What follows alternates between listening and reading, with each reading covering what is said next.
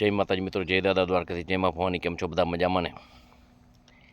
મિત્રો, આજે આપણે વાત કરી જ્યાં ત્યાં તમે ગમે તે જુઓ ને તો કોઈ પણ ઓફિસર હોય, નેતા હોય, રાજકીય આગેવાન હોય, સમાજ હોય, મિત્રો એક જોરદાર સડો આજે આપણા રાષ્ટ્રની અંદર વ્યાપી રહ્યો છે અને પૂરજોશથી વ્યાપી રહ્યો છે. ભાગલા પાડો, સંગઠન બનાવો અને મોજ કરો. રાજ તો કોઈ કરી શકવાનું નથી, મોજ કરો એમ. એવો એક સડો એટલે મિત્રો કોમવાદનો સડો. મિત્રો, આ જે માણસ છે ને, માણસાઈની વિચારસરણીથી એટલો નીચો ગડબડી રહ્યો છે ને કે ના પૂછો વાત. મિત્રો, માણસ ન બની શકે તો કોઈ જાતિ ન બની શકે, આ એક સમજણ પાયામાં હોવી જોઈએ.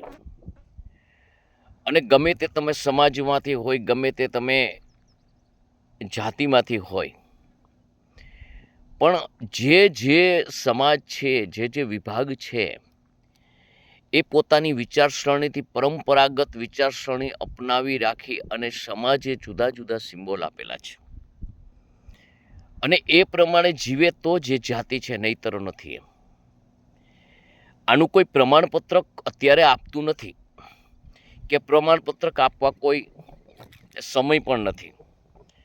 વાત રહી બીજી, તો માણસ આમાં વિખવાદમાં પડે કે પોતાનો કામ ધંધો કરે કે રોજીરોટી કરે. મિત્રો, માણસ આજે છે ને રેડીમેડ અપનાવતો થઈ રહ્યો છે. મિત્રો, એક સિમ્બોલ કર્મચારીનો પોતાના પરિવારમાં હોય ને, પોલીસ હોય ને તો બધા ઉપયોગ કરે, ગાડીમાં લખે પોલીસ, નેતા હોય તો પોલિટિક લખે. આવી રીતે મિત્રો જુદા જુદા જ માણસ છે ને, જુદી જુદી માનસિકતાની જે એક આપણે એમ કહીએ સેક્ચ્યુઅલીના વિચારમાં જીવી રહ્યો છે. માણસ હું બની શકું, બનાવી શકું, થઈ શકું, કરી શકું અને કરી બતાવી શકું, આવી ક્ષમતા હોવા છતાં જ માણસ બધું કમ્પ્લીટ માનવીય હોવા છતાં માણસ આજ પાંગડો છે. માણસને કંઈ કરવું નથી, બસ જુદા જુદા વિવાદ, જુદા જુદી જાતિના ભાગલા પાડવા, કૂટનીતિ કરવી, કર્મ કુશળતા ભગવાને આપી પણ એ પ્રમાણે કામ નથી કરવું. અને આજે માણસ જુદા જુદા ખોટા બહાના બતાવી અને કોઈ પણ ટેલેન્ટ હોય તો નેતા બની અને સર્વત્રના જે સહયોગથી બનેલો નેતા જ્યારે કોમવાદ કરે છે ત્યારે કેટલી હલકટ માનસિકતાનો હશે એ તમે જાણો. આવી રીતે હર કોઈ કર્મચારી છે, હર કોઈ અધિકારી છે, હર કોઈ પોલિટિક છે, હર કોઈ સમાજમાં વ્યક્તિ છે. અરે આપણે આ માટે જીવન જીવી છે, આ માટે માણસનો ભગવાને અવતાર આપ્યો છે. કોમવાદ કરવો ને મિત્રો એ મોટું પાપ છે. કોમવાદ કરી અને બીજાને દુઃખ આપવું, બીજાને તકલીફ આપવી, બીજાને પીડા પહોંચાડવી, આ મિત્રો પાપી કહેવાય. મિત્રો, જીવનની અંદર સંગઠન જરૂરી છે, પણ સત્યતા માટે, સત્યતા બહાર લાવવા માટે અને પોતાના રક્ષણ માટે અને અન્ય સમાજના રક્ષણ કરવા માટે. ન તો એ માટે નથી જીવનમાં કે કોઈને દુઃખ પહોંચાડવું, કોઈને હાનિ પહોંચાડવી, ખોટા લેબલો મારવા, અમે આના છીએ, તમે ફલાણાના છો, અમે આના વંશજો છીએ. એક આર્થિક પરિસ્થિતિનો જમાનો, આજે સર્વત્ર પૈસો સમજવાળો માણસ, આજે નીતિ નિયમ નેવે મૂકવાળો માણસ અને લુચ્ચો લફંગો અને સાલો કામ કર્યા વગરનો, કામ આળસુ, કામ ચોર, આવો માણસ કોઈનું પરબારું મળે તો અપનાવી લેવાવાળો માણસ આજે ગમે તે સમાજમાંથી આવતો હોય, ગમે તે કુળમાંથી આવતો હોય, પોતાના જાતીય લક્ષણ, પોતાના પૂર્વજોના સંસ્કાર, પોતાની નીતિ નિયમ, પોતાની જે ઇજ્જત, આ બધું દાવ પર લગાડી સાલો પૈસા પાછળ લટ્ટુ થયેલો માણસ આજે કોમવાદના ભેડામાં આવી ગયો છે. મિત્રો, જીવનમાં તમે એમ વિચારો ને કે કોમવાદ જે કરે ને એનાથી તમે ગણતરી કરો તો ખદડ માણસ કોઈ ન હોય. સંગઠન કરીને બીજાને પીડા પહોંચાડવી એથી નબળો માણસ કોઈ ન હોય. કારણ કે આપણે ગમે તે મેં તમને પ્રથમ વાત કરી કે તમે ને હું દરબાર છું, ક્ષત્રિય રાજપૂત છું અને તમે ગમે તે સમાજમાં આવતી પણ મારો અને તમારું સર્જન કરનાર એક ઈશ્વર છે એના નાતે તો પ્રથમ જન્મતા વેત આપણે બેય એક પિતાના સંતાન છીએ, એક છીએ. આપણામાં કોઈ માનવતામાં ભેદભાવ નથી. તો જે વાત રહી હું ક્ષત્રિય રાજપૂત તો મારા ગુણ પ્રમાણે મારે જીવવું પડે. જેટલું વિશાળ જેટલો મોટો એટલે સહન શક્તિ વધારે હોવી જોઈએ, જેટલો મોટો એટલી ક્ષમતા વધારે હોવી જોઈએ. આ એનો મતલબ છે. તમે મોટા હોય, મોટા સમાજમાંથી આવતા હોય કહેવાતા, તો એનો મતલબ એવો નથી કે તમે કોઈના બાપ છો કે તમે કોઈને પીડા પહોંચાડશો. હા, બાપ બનો તો દીકરા ઘોડે હર કોઈ પ્રજાનું જતન કરવું પડે, હર કોઈ સમાજને પાસે રાખવો પડે, સહન કરતા શીખવું પડે, સમજાવતા શીખવું પડે, ગરી ખાવું પડે.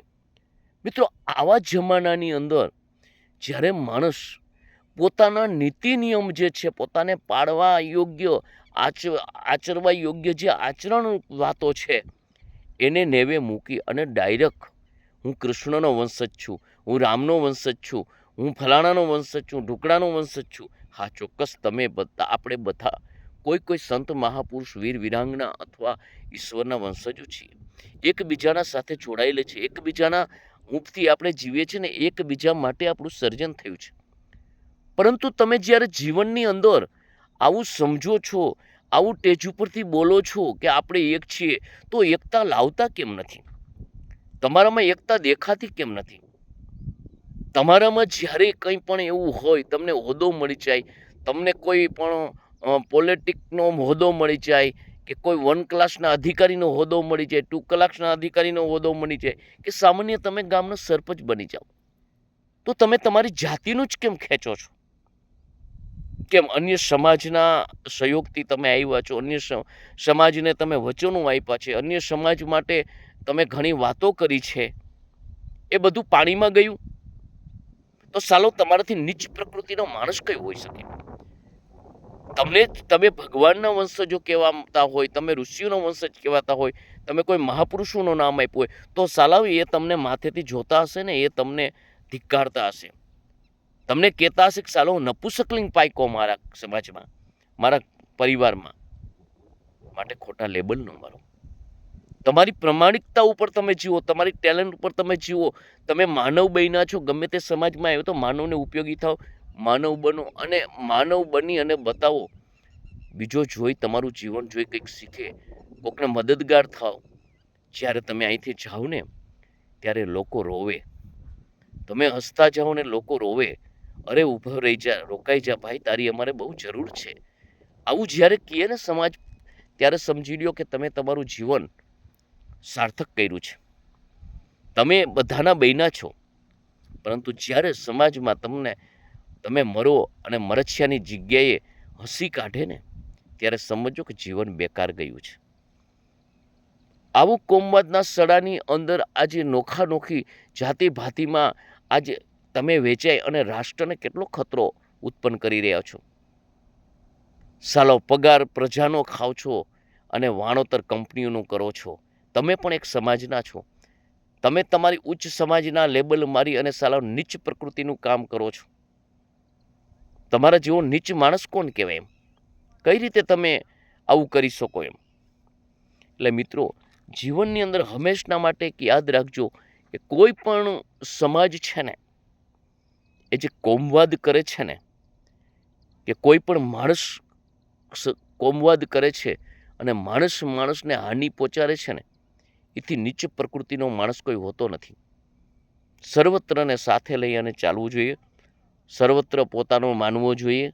કારણ કે આ દુનિયાની અંદર આપણે આવ્યા છીએ ને ત્યારે આપણો કોઈ સમાજ નહોતો, આપણી કોઈ જાતિ નહોતી, પરંતુ આપણે અત્યારે જે અહીંથી જવાના છે ને ત્યારે આપણું જે ચારિત્ર અને નિર્માણ કરીને જવાના છે. આપણે કેવા બન્યા, કેવા થયા, કેવી રીતે આપણને સમાજ યાદ કરશે, આવું મિત્રો જીવનની અંદર સમજાઈ જાય ને એટલે ઘણું છે. મહેરબાની કરી અને મિત્રો, કોમવાદ કરે ને એથી નીચ પ્રકૃતિનો માણસ કોઈ ન કહેવાય. તો મારો વિડીયો આપને સૌને કેવો લાગ્યો તો કોમેન્ટ કરી જણાવજો. મારા વિડીયોને લાઇક કરજો, શેર કરજો, સબસ્ક્રાઈબ કરજો. જય માતાજી, જય દાદા દ્વારકાથી, જય મા ભવાની.